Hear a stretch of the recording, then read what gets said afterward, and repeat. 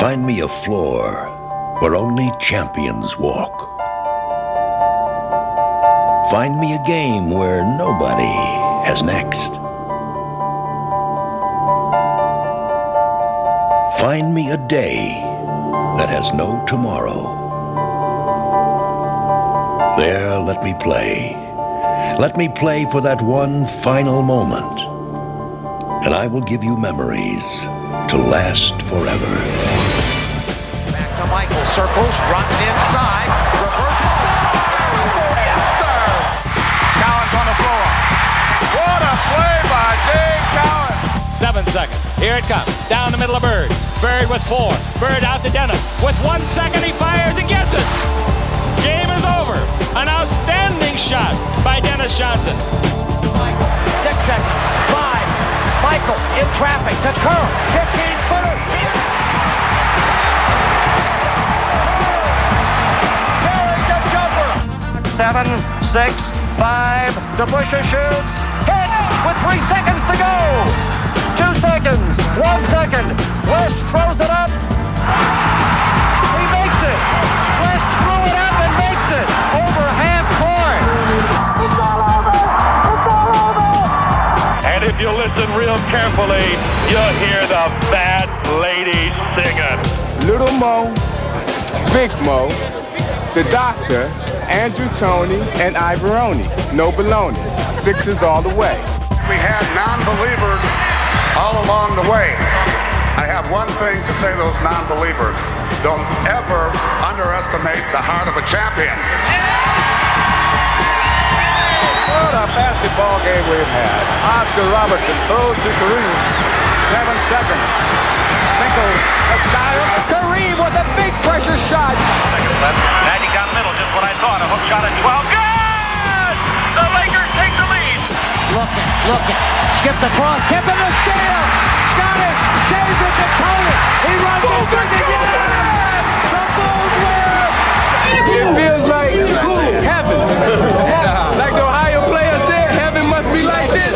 Heaven must be like this. And there they go. They won it again. Michael, 11 seconds. Across the timeline he comes. Goes to Pippen. Pippen breaks inside. Pippen got the shot. They go to Grant. To Paxson. Paxson going for the win. Here's Paxson for three. Paxson.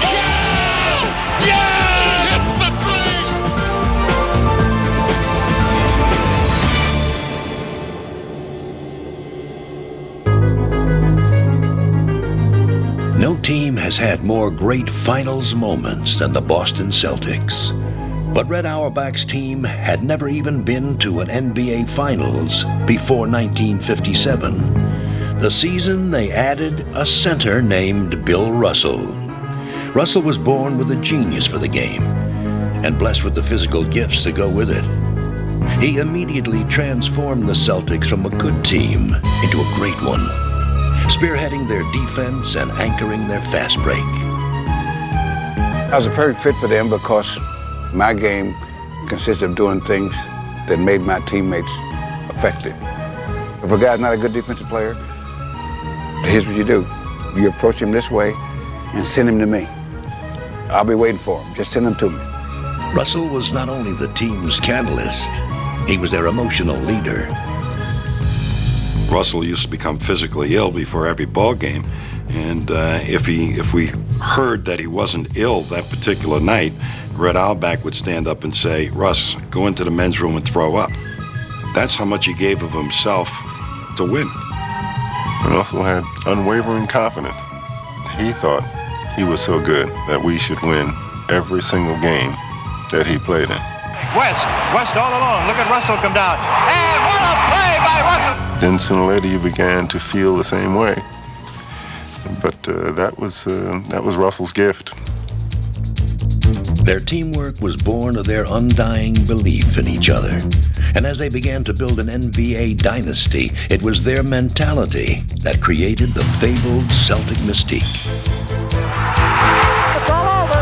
The Boston Celtics are once again the world champions. Year after year, individual superstars would try to dethrone the Celtics.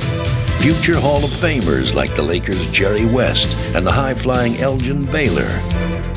or the NBA's most dominating one-man force, Wilt Chamberlain of the Philadelphia 76ers. But year after year, the Celtics would find a five-man answer to every one-man problem. There were several occasions we thought we were going to win. We had an opportunity, but it just didn't happen. It's all over, and there they go. They've won it again. We had a mentality that we never lost a game. Time ran out on us because we always felt that we could win. And I think that having that type of mentality allows you to produce those miracle finishes. Greer's putting the ball on a play. He gets it out deep, and Habllisek's steals it over the San George. Habllisek's stole the ball. It's all over. It's all over. Boston won an amazing 10 NBA championships in Russell's first 12 years. But as the 1960s were drawing to a close, it appeared that the Celtics dynasty was dying out too. By 1969, Russell was 36 years old, the only holdover from the Celtics' first championship team. Even Red Auerbach had retired, leaving Russell as player-coach. Injured and aging, the Celtics limped to their worst regular season record in Russell's career.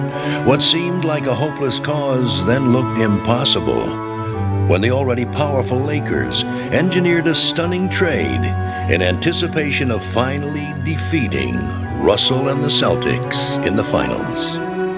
With guys like Jerry West and Elgin Baylor, I feel very, very happy that I've been traded to a team that I believe may stand a chance to go down the record as one of the best teams in basketball ever. The drama wasn't so much whether Wilt and the Lakers could beat the Celtics in the finals, but whether the Celtics could make it there at all.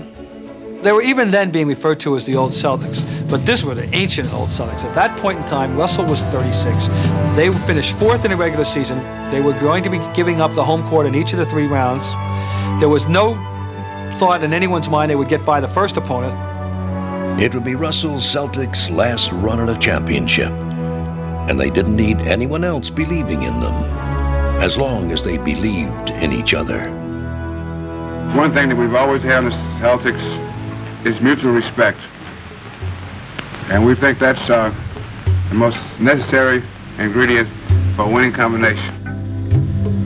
In their first playoff game against the Sixers, Russell blocked 12 shots, sparking the Celtics to a first-round upset. It's that feeling of supporting and encouraging.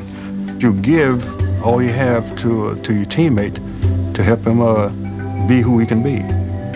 And that was certainly true about what Russell did for us on the court, and we gave it back. In the conference finals, the up-and-coming New York Knicks expected to walk over the Celtics. But Boston ran past their young rivals and all the way to the finals, where the heavily favored Lakers would be waiting for their golden opportunity. I don't think that when players come to the Celtics initially, they believe all that pride and, mystique and that type of thing. But with the Celtics, there was always a sense of we rather than I. The Lakers raced to a 2-0 series lead, but Boston relied on some old Celtic magic to battle back and even the series at 3 games apiece. The outside now to Sam Jones. He's good! By Game 7, the doubts were becoming as familiar as the victories. I can't help but wonder, how do you feel about going into another 7th game, this time on somebody else's floor? We've done it before.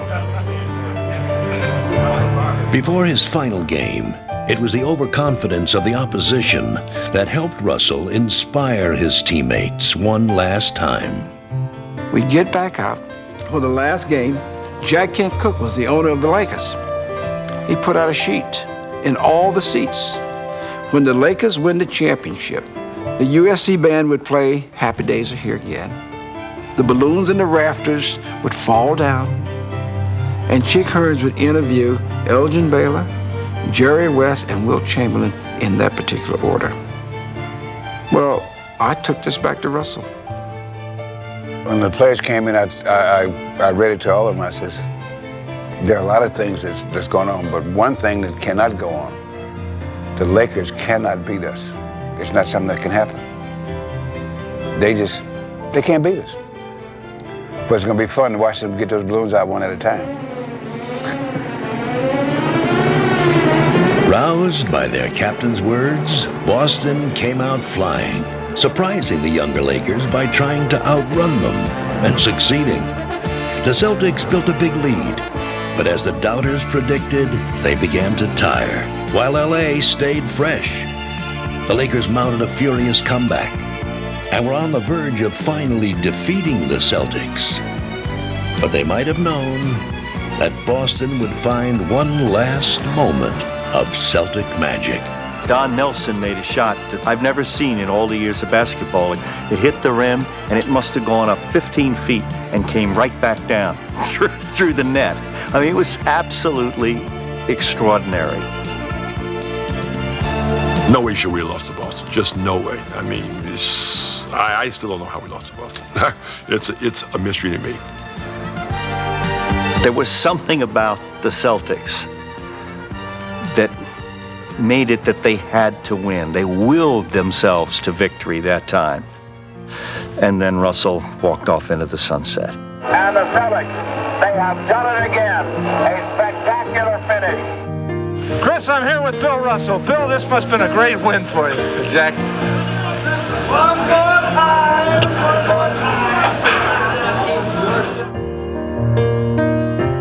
The time I spent in the locker room and on the floor with my teammates was a marvelous, marvelous, wonderful time for me. From there, I couldn't go to heaven because leaving there, going anyplace else was a step down. The Celtic mystique still filled the old Boston Garden in the 1970s with John Havlicek, Dave Cowens, and JoJo White as caretakers of the dynasty.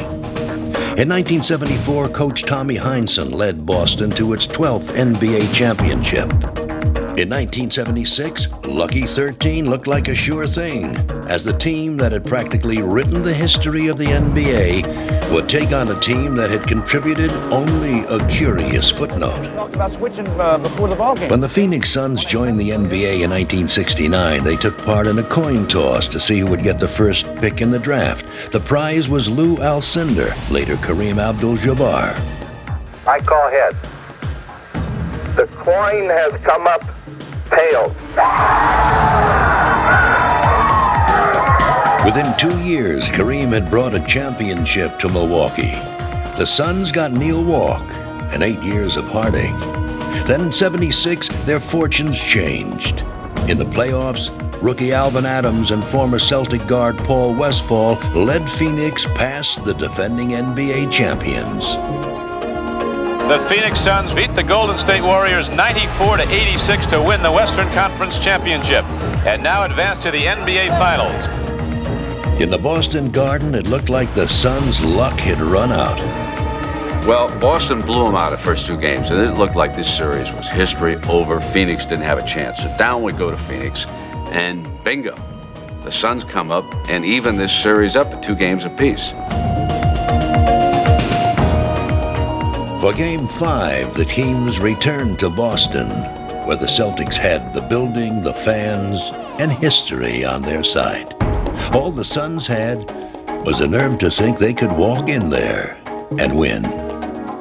The thing that people remember most, and rightly so, is that 5th game. In the first quarter, the Celtics showed the Suns how big game basketball was played. This is Boston Celtic basketball at its best. The Suns have turned it over 4 early times. Wood with a beautiful play, took it from Scott. We had that game in the pocket because we had about a 20-point lead in the first half, I believe. Sobers gives it up on the turnover. Silas has got you-know-who, Hondo. Devastating first quarter. We had to call 3 timeouts in the first quarter, but I'll say one thing about that 76 team. They refused to quit. Down 16 at the half, the Suns began their charge. Ever so slowly, the Phoenix Suns clawing their way back into this game. By the end of 3 quarters, Boston's lead was dwindling. The Suns were beginning to run the Celtics out of their own building. But would they run out of time? are watching a team that finished only 2 games above 500 in the regular season battle for a championship. With a minute left and down by 5, Coach John McLeod looked to his one player with Celtic pedigree to handle the pressure on the parquet floor. Westfall turnaround. 94-91, Phoenix alive with 52 seconds and a 3-point Boston lead. So that was a big basket by Westfall. Kept his team in it, and Westfall knocks it away. Hit around behind Charlie Scott. Here's Paul back down the other way. Paul Westfall puts it in. Westfall's scoring spree sent the game into overtime. There, with the score still tied, the Suns again tried to stare down history as the Celtics drew up the last play for their veteran playoff hero. Goes to Havlicek. In the corner. Fake. Fires. No good. A second 5-minute OT, and still the Phoenix Suns refuse to turn into pumpkins. For the Cinderella Suns, midnight was again fast approaching as the Celtics controlled the second overtime. Boston's fans were ready to finally celebrate, but Phoenix had other ideas. Carherd gets it into Van Arsdale. Van trying to drive, shoot from the corner. It's good.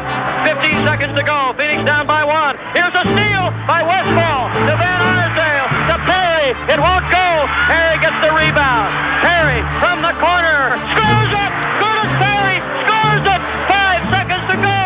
Oh, I don't believe it. I do not believe it. The Celtics drew up the potential game winner. And although he had missed at the end of the first overtime, John Havlicek would again get the call for Boston. The guy we were most concerned about was Havlicek. Will now be a son of a gun if he didn't break loose. Havlicek. He's coming around to the left. Shot is good. It's not as good as that's it. Ball game's over. It's not as good. When he hit the shot, we thought the ball game was over. The ball game is over.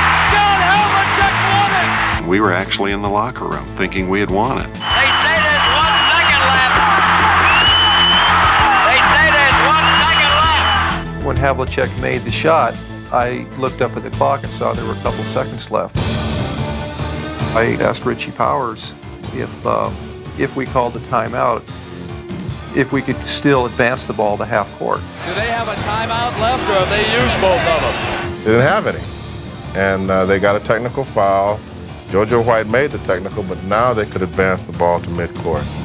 Westfall's gamble gave Phoenix a final shot to tie the game. And now we come to the end of the second overtime with a couple of the most incredible turnarounds I have ever seen.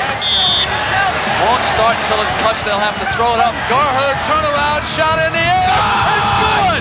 It's tied again. I don't believe it. It was like a miracle. Something happened and it just stunned. Myself, I was stunned until the next day. Carherd ties it. We'll go to the third overtime. Somebody up there is on our side. It's going through your mind, you know, that so-and-so made that shot. Why in the world didn't we do something? By the third overtime, notions of strategy gave way to hopes for survival. The Suns' Alvin Adams had fouled out, while the Celtics lost 3 starters to fouls, including Dave Cowens. But into the void stepped number 30, Glenn McDonald, a seldom-used reserve and an unlikely hero in this unlikeliest of games. Underneath to McDonald, a fall away. Glenn McDonald! Glenn McDonald! Again, it was Westfall who wouldn't let Phoenix die. 21 seconds, it's a 4-point lead, and McDonald lost it. 17 seconds, Sobers has got Westfall open. It's 2 points again, and 12 seconds. Westfall had time for just one more miracle. We got a double team and they threw it over to, I think, Don Nelson, and so I knew that his next pass would have to be up the sideline. Nelson gives it down, Westfall's got a hand on it. He put a little bit more on the pass than I hoped he did. If he would have arched it a little more, I think I could have tipped it back to our guy. That final miracle never happened, and Boston won the most outrageous game in NBA Finals history. The Phoenix Suns still haven't won a championship, but on that day, They proved that basketball glory doesn't only go to the winners. The triple overtime, probably the greatest sporting event that I've ever been around.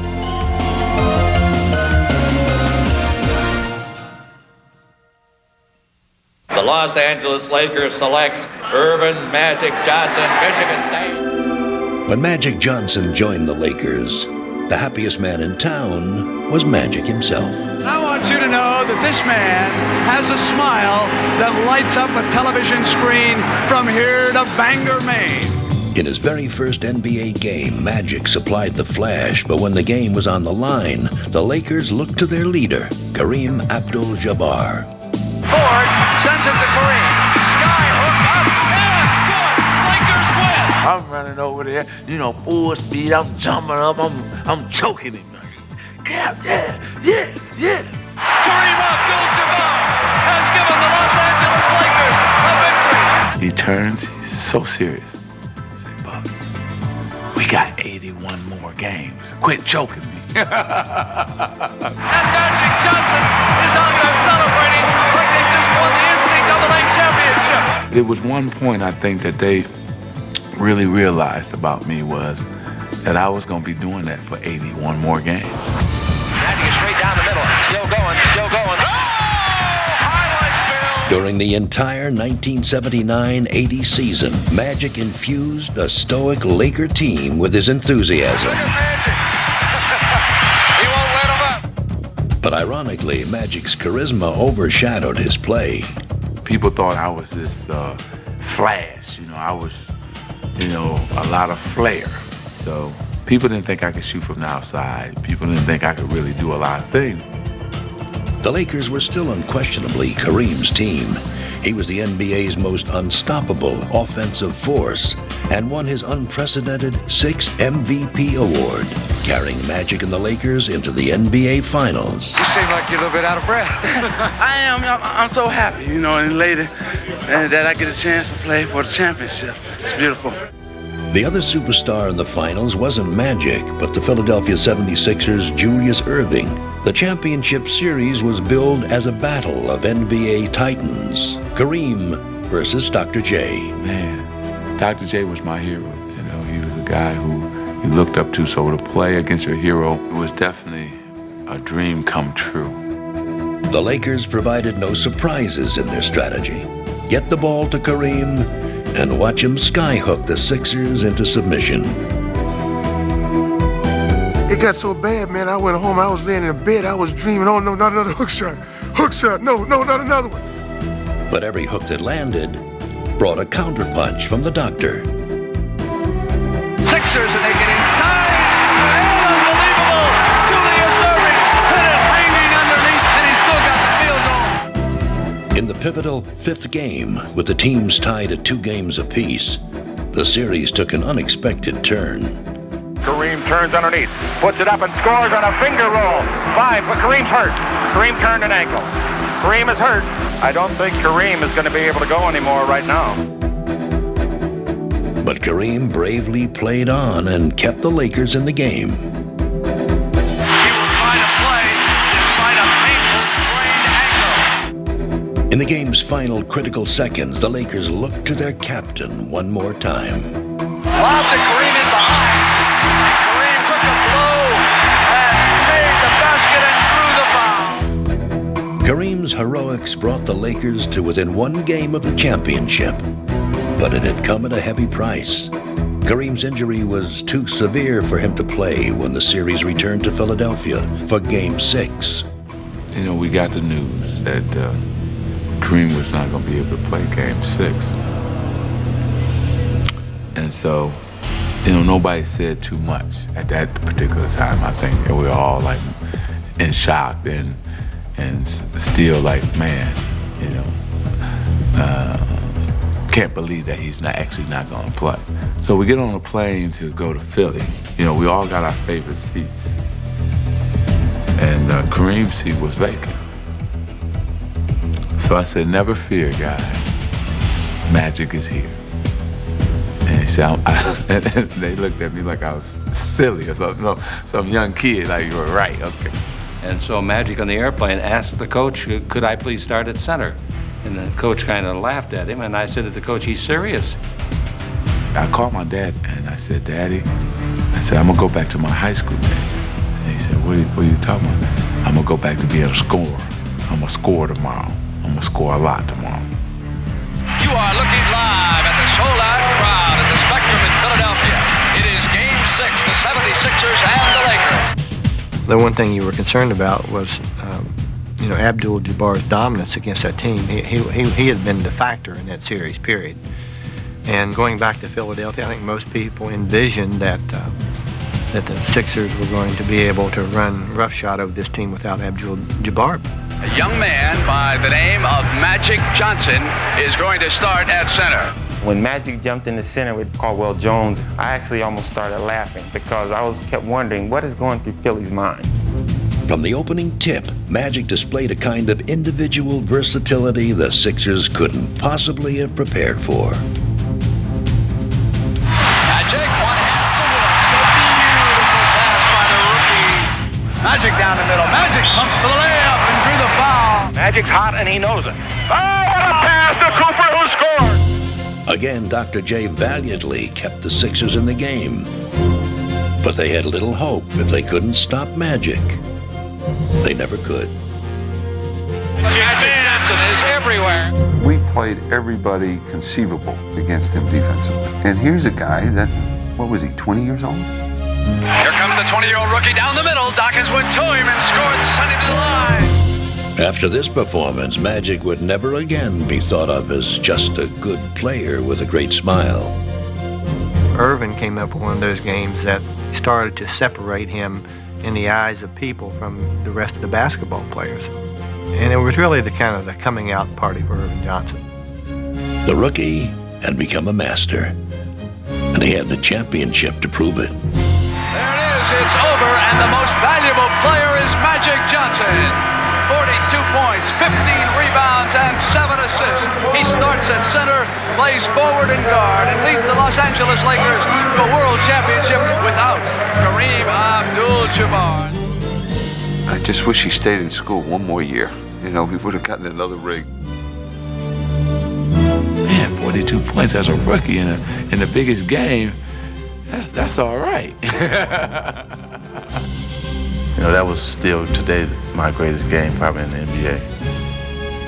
While Magic was the rookie with the ring, the NBA's Rookie of the Year in 1980 was Larry Bird, who brought more than the winning tradition back to the Boston Celtics. He brought back the wonder of basketball. Henderson broke it up. There's Bird again. Larry Bird with a steal. Henderson. McHale to Bird.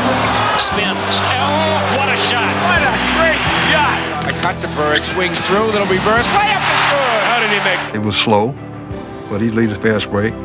Couldn't jump. He'll come up with big-time rebounds. Larry Bird follows his own shot.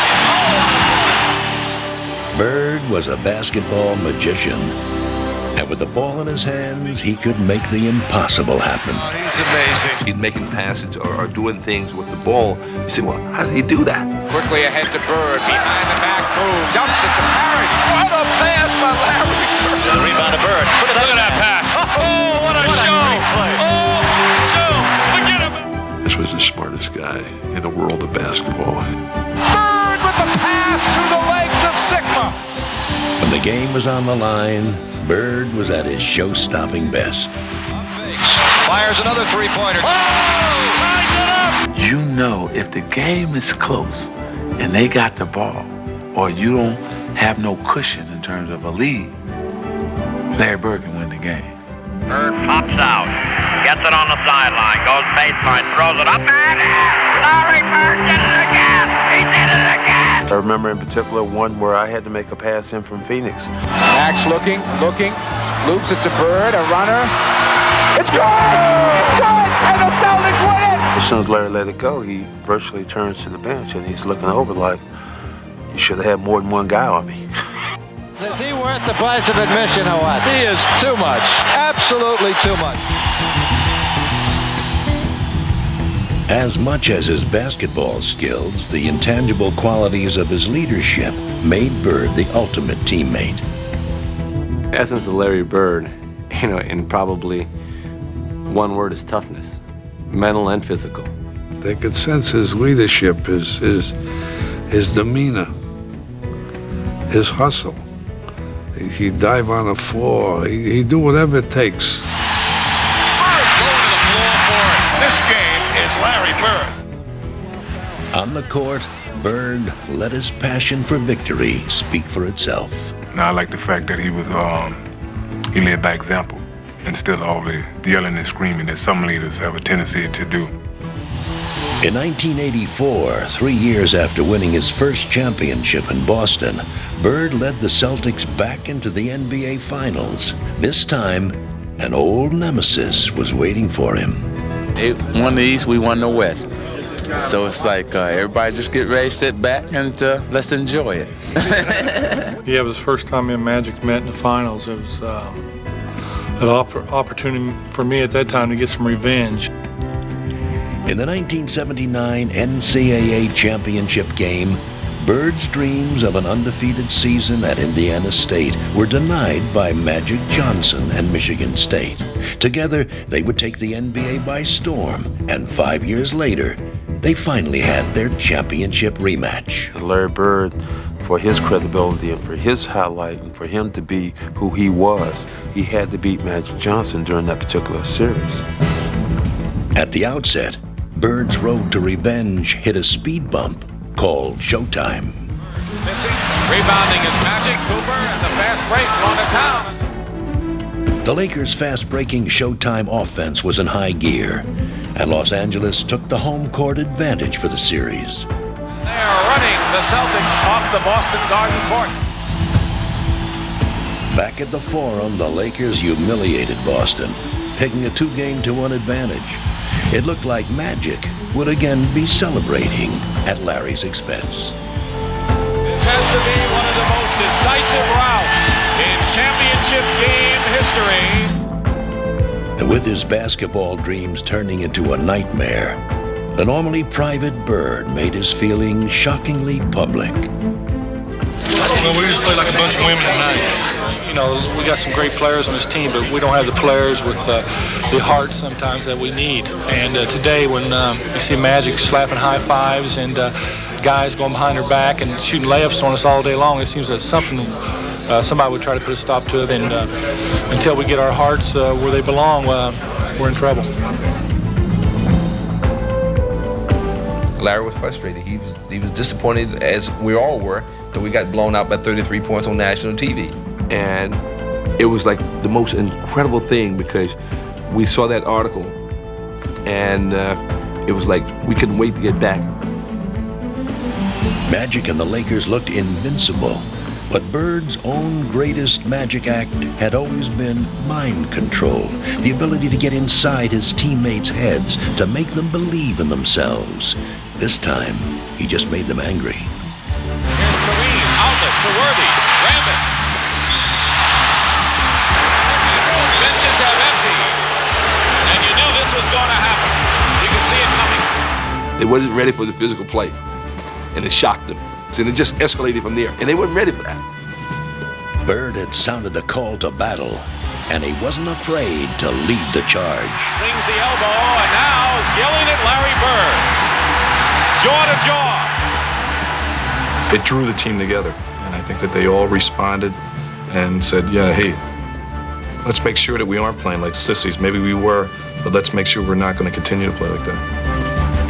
With Bird's challenge ringing in their ears, the Celtics played with ferocious intensity. Harris fighting again, and the basket counts and a foul.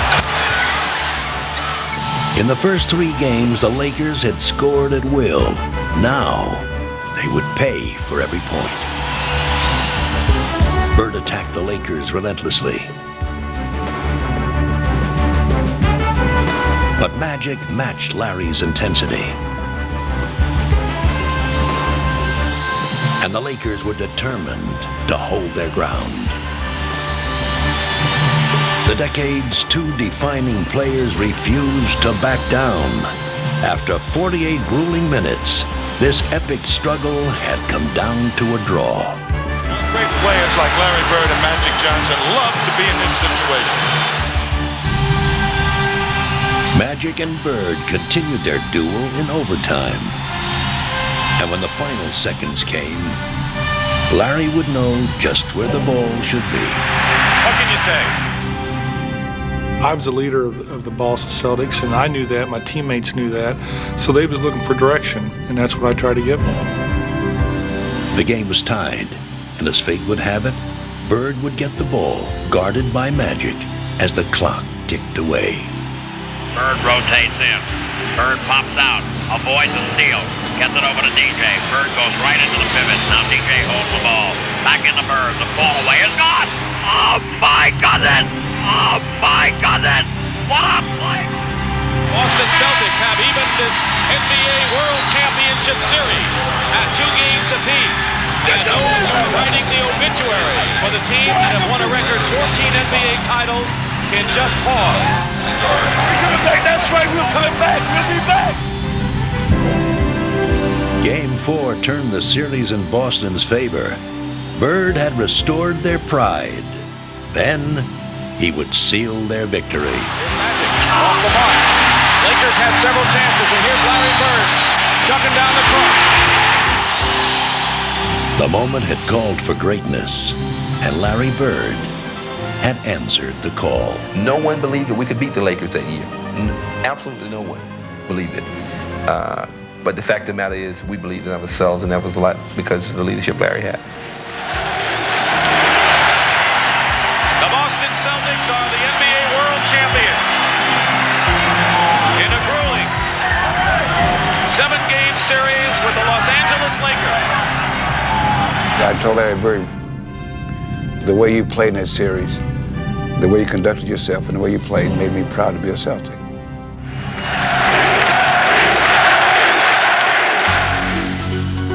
He was often the smallest man on the court, but during the 1980s, Isaiah Thomas dreamed of walking tall among the reigning giants of the game, Magic Johnson and Larry Bird. Well, I think he already thought he was like them. I don't think there's any question. He thought he was a great player. He'd see Magic, he'd see Bird collecting trophies, and he wanted to do that. There was this burning desire to want to achieve that. The bigger the situation, the greater he became. Isaiah turns, guns, it goes! He wanted to be the guy with the ball to win or lose in almost every single game. Here's Isaiah. Let's see what we got.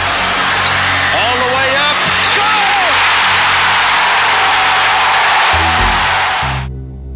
Goal! But as the seasons passed without a title, a sinking feeling grew around the Pistons. Then in the 1987 Eastern Conference Finals in Boston, holding the ball and a 1-point lead, Isaiah hit bottom. Now there's a steal by Bird. Underneath the DJ, lays it in. Right at 1 second left. What a play by Bird. Oh my! What a mistake by Detroit! The locker room was very quiet. And we were a tight team, but it seemed like Isaiah was sitting by himself. And he knew he messed up. And he knew he was going to have to live with it for the rest of his life. He probably still had nightmares about it. Isaiah, if you could, just one more time, the final 5 seconds. You see Bird coming in all right. When you're the leader, everybody's giving you their trust and their confidence, and they believe in you, and you let them down, and your confidence and your trust is shaken. Theirs is shattered. For the next year, he set about restoring his team's hope, rebuilding their confidence in a conference finals rematch. With 7 seconds left. Isaiah had finally beaten Bird and made the NBA Finals. There, he would meet his last remaining nemesis, Magic Johnson. Behind Isaiah, Detroit would take a 3-2 series lead. Isaiah's self-confidence and the team's belief in him were overflowing. Over to Isaiah, 3-point country. He tries for 3. He got it. For Game 6, the finals returned to Los Angeles. The Pistons were 1 win away, but the Lakers were still the champions. and they had one more lesson in championship basketball for Detroit. Now Magic at the three-point line underneath the Scott. Scott scores! Come on, team out, not quite ready. Team out, not quite ready. All right, let's get our mindset back now. Get our mindset back. Come on, man. Okay. All business here. Somebody did it. Come on. As the third quarter began, the Pistons looked to Isaiah, and Isaiah was looking for final redemption. Rebound is up, taken by Isaiah, and he scores. Great play by the little guard. Thomas the rebound. He's got Dantley and Dumars. Goes to Dumars, who lays it in, and quickly the Pistons have come to Laker lead to 4. Isaiah Thomas is hurt down on the court underneath the basket. I couldn't tell what happened.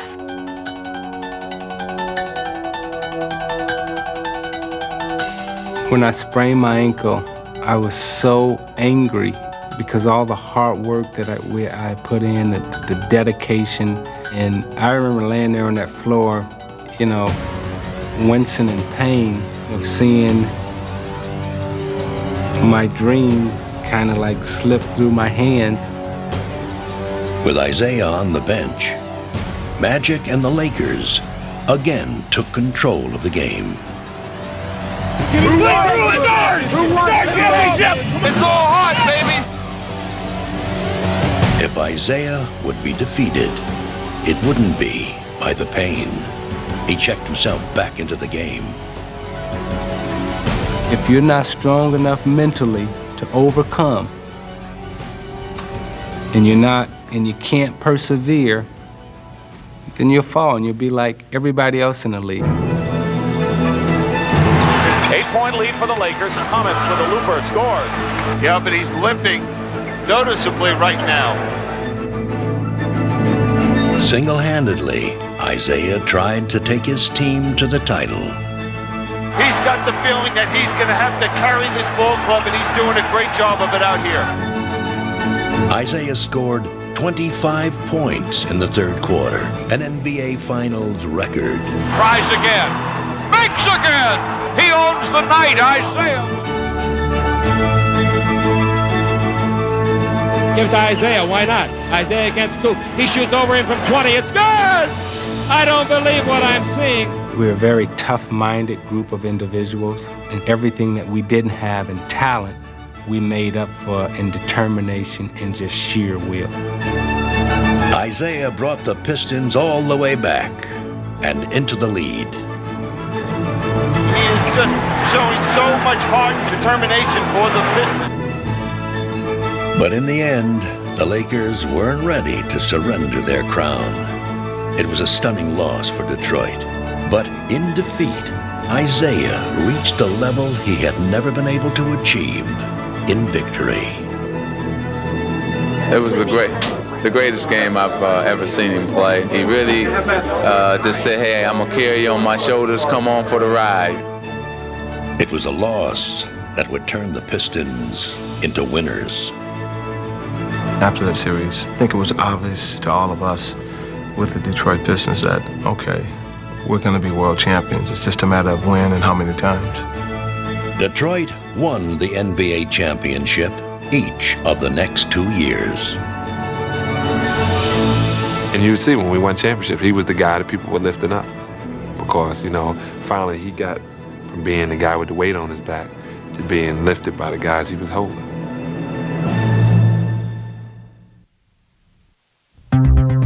When the finals demand it, sometimes an entire team can rise to the occasion together. In 1970, that team was the New York Knicks. All season long, their success had been built on the team concept, relying not on anyone, but on everyone. No one of us was as good individually as all of us could be as a team, and we were all kind of points on a five-pointed star. And we all had to depend on each other. Outside Bradley, one-hander from 20, yes! There was no envy on that team, no jealousy. The chant of hit the open man became our theme, you know, because the ball was moving around 5, 6, 7 times to find an open guy. So every player sacrificed something to make us a cohesive unit.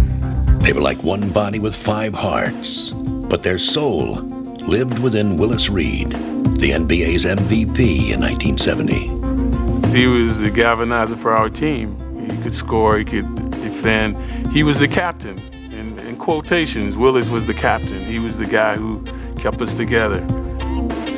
With Willis standing tall against the NBA's best big men and the Knicks' trademark teamwork clicking on offense, the Knicks reached the NBA Finals. Beautiful pass. There, New York's team philosophy faced the ultimate test in LA's cavalcade of stars, Elgin Baylor, Jerry West, and the NBA's ultimate dominator, Wilt Chamberlain. This is what we had dreamed about, you know, playing against the great NBA players to become the NBA champion. And the one thing that we had was supreme confidence. With their big men battling to a standoff, the Knicks and Lakers split the first 4 games. Then in Game 5, disaster struck New York. Top of the key to Reedy's triple team falls down. We got a whistle on the play, and Willis is hurt. When he went down, it was a big blow. A lot of people thought that was it. Without Willis, the Knicks fell behind by 20 points, but rallied together to come back to win Game 5. New York Knicks in a remarkable come-from-behind victory. With Willis still out of action, Game 6 produced no such miracles. Chamberlain scored 45 points, and the Lakers forced a decisive Game 7. Minutes before the final game, there was still no announcement whether Willis would play. Jack, 19,500 fans here in New York City have yet to see Willis Reed at this hour of the evening. Coming back to New York, 7th game, will Willis play? That's the question. Will Willis play? Only when I went to the Garden did I found out that it was dubious as to whether he would play. So there goes the championship. I mean, because without him, I didn't think we could win at all. I remember just before we took the floor, I said to him, "We only need you for a couple of minutes, big guy." And he said, "If I can get out there, I will." The big question is, will Willis Reed play tonight? There is tremendous doubt right now. I looked at it as opportunity. I mean, this is what I worked so hard for. Not only me, but everybody else in that locker room. And for me, not to go out there, then I would be letting them down. I wasn't gonna let that happen. Comes Willis, and the crowd is going wild. When he did that, we said, yeah, the captain is ready. If his dramatic entrance wasn't enough, Willis followed it up by hitting the Knicks' first 2 baskets of the game.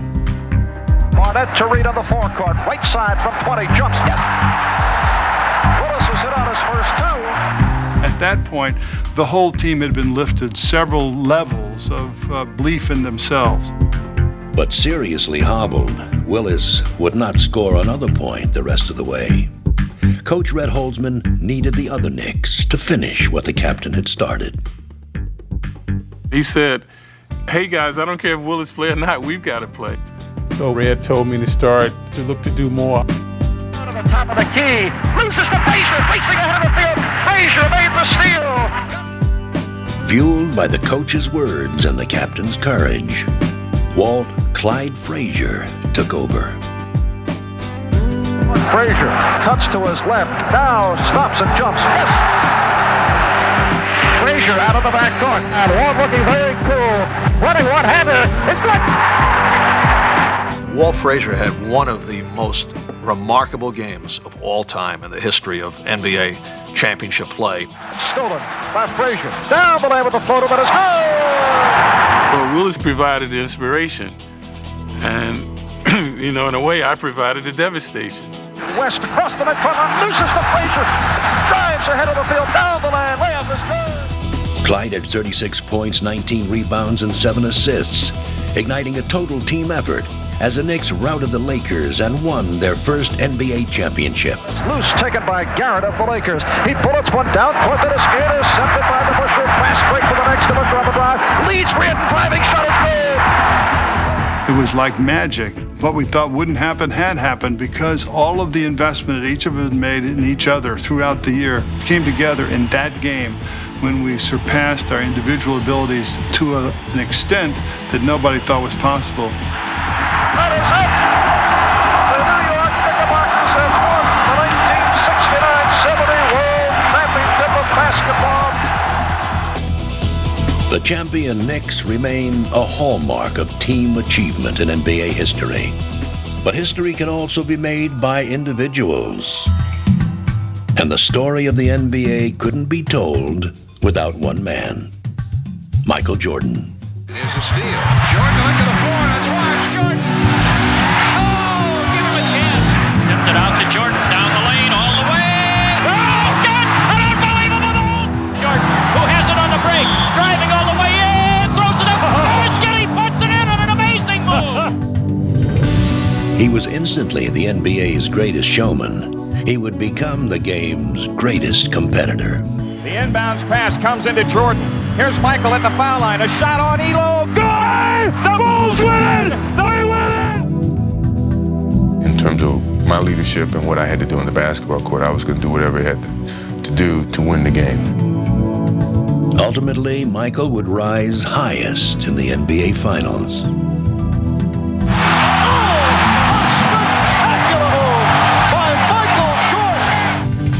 Year after year, Michael turned the finals into his personal showcase. Three-pointers from Jordan! What in the world is going on? 12 seconds to go. Michael will take it. He's fouled. He scored! Michael with 54. He does whatever he has to do to beat you. They can't stop it. Not tonight, anyway.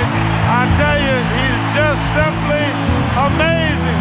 And for the fourth time in 6 years, Jordan rules. Bulls get a last chance. MJ, top of the circle against Russell. Michael hangs, fires, scores! Bulls win! He knocked it in at the buzzer. Bulls win! Yes! How many times has he done that? In their first 5 trips to the finals, the Bulls won 5 NBA championships, and Michael was named the finals MVP every time. You're going to have to cut Michael Jordan's heart out to beat him, because people don't understand that's his greatest talent. It's his inner guts and his inner heart as a competitor. In the 1998 finals, Michael and his superstar teammate Scottie Pippen showed no signs of loosening their grip on the trophy. Oh, yes, sir. Showtime. Michael Scottie. Looking invincible as they took a 3-1 advantage. Does anyone think that Michael Jordan will let this series out of the city of Chicago? Tonight was like an appetizer. Friday could be the entree. The celebration in Chicago had already begun. Get your Bulls Jazz program right here for Game 5, the clincher. We lay it on the basketball court. When we come out off the court, we're all celebrating, and Joe's gonna be happy. Let's go, baby. What time is it? Right there! But for Karl Malone and the Jazz, the battle had just begun. Malone gets the shot away. It's in. Karl Malone keeps pouring them in. Malone's 38 points were changing Chicago's party plans to travel plans. Malone personally pushing this series back toward Utah. Even Michael couldn't bail out his teammates this time. Into Jordan, a prayer. We go to Utah. I think the Bulls' championship run is in serious jeopardy. And what a quiet crowd all of a sudden. All those plans for the parade, for the victory celebration, for the awarding of the trophy. Out the window, baby! We're going to Salt Lake City. As the series shifted to Utah, so had the momentum. Oh, yeah! Not in the house! Sit out! If the Bulls were going to win their 6th title, they would have to do it the hard way. Bob, I think Scottie Pippen pulled his back out on that dunk shot. On the game's first play, Scottie Pippen's back gave out. Scottie Pippen leaves the bench and heads for the locker room. The Bulls were wounded, and the Jazz were ready to pounce. Back to Karl Malone, free throw line, fake left, go right, to the free throw line, jumping up around the rim, good! The Bulls win! They have all the momentum, and the Bulls are back on their heels. Chicago's burden now sat squarely on the shoulders of Michael Jordan. Michael Jordan is going to have to carry the load. Down to the angle left to go to Jordan. Michael, one bounce, fire away. Go another one, a man possessed. Jordan's the guy they want, even more so than usual, and that's why. Michael's in the zone. Michael feels right now he can make every shot he takes. Out front, Jordan for three. Good again, the incredible Michael Jordan. Michael led the Bulls back, but Utah turned to its own leader, and Malone took up the fight. Malone in traffic, got his own and put it back in. Karl Malone, not to be denied. Goes back right side, strong move. Deep in lane, put it up, good. Got it, he's fouled. The ball there, delivered. The drama was entering its final act, and the spotlight was on two of the NBA's great leading men. A Jordan-Malone duel shaping up in Game 6. Malone's turnaround shot on Rodman, good! And there's his answer. Malone was standing up to the challenge, and it was Michael who was beginning to appear weary. You have to believe fatigue is an important factor now. Michael Jordan, a fadeaway three from the right, off the rim, no. Burrell, he falls down with the ball. It's loose and controlled by the Jazz. Even Superman apparently gets tired. With the score tied in the final minute, the Jazz dealt Chicago a heavy blow. Malone, cross-court pass, Stockton with a three on the way. Good! John Stockton with a cold-blooded three, and Utah takes the lead. Timeout with 41.9 remaining. Jazz 86, Bulls 83. Now they find themselves in desperate straits. And actually it was Michael that wanted the timeout. He's just out of breath, I think. With nothing to draw on but his will, Michael summoned the strength for one final push. The Bulls in a must-score trip. Out front to the man, Michael Jordan. Jordan up top, fake left, go right. He's there, lay it up, score it easily. Wow. Michael brings them to within one. Now it puts the pressure on the Jazz to score once again. Malone to the post. Malone stripped by Michael. To the floor, stolen by MJ. Jordan's got it. The Bulls can win it right here. The Bulls can win it. Unbelievable. 17 seconds from Game 7 or from championship number 6. Jordan a drive, hangs, fires, scores! He scores! The Bulls lead 87-86. 5.2 seconds left. Michael Jordan running on fumes with 45 points. It was his final defining moment, the kind of moment that, in the Michael Jordan era, only he could deliver. Stockton, screen and roll, lifts the shot, it is no good. Rebound back, tapped, it's over. Bulls win the title. The Bulls are the world champs again. Oh my word, who would have thunk it? The Chicago Bulls have won their 6th NBA championship. What a tremendous Game 6. Oh my God, that was beautiful. What a finish.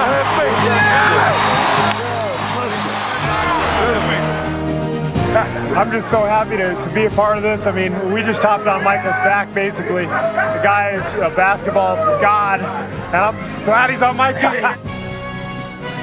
He no longer needs to prove his case as the greatest player in NBA history. He just adds to it. And if this is the final chapter, what a way to close the book.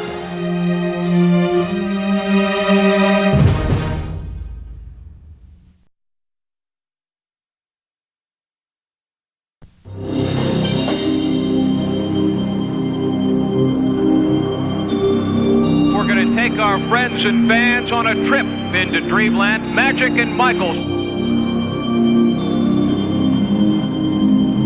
Here he comes. Doctor looks for daylight.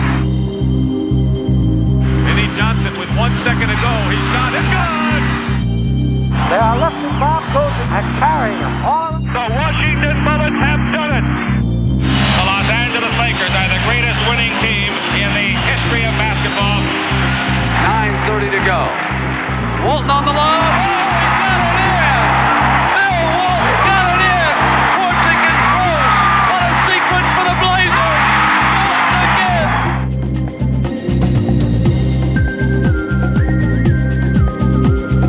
And the steal by Jordan. Behind the back on Russell. He turned it around.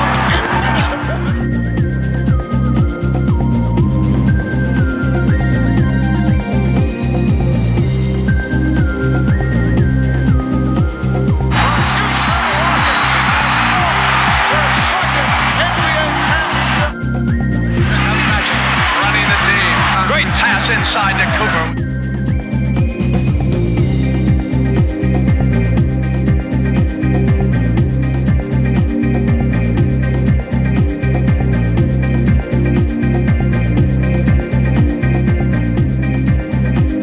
Back to KJ. He'll have to force a shot. He's blocked. It's blocked. The Supersonics win their first ever NBA championship. The Bulls have won it. And the celebrations begin in Chicago. Yo, can't touch this. How'd I do?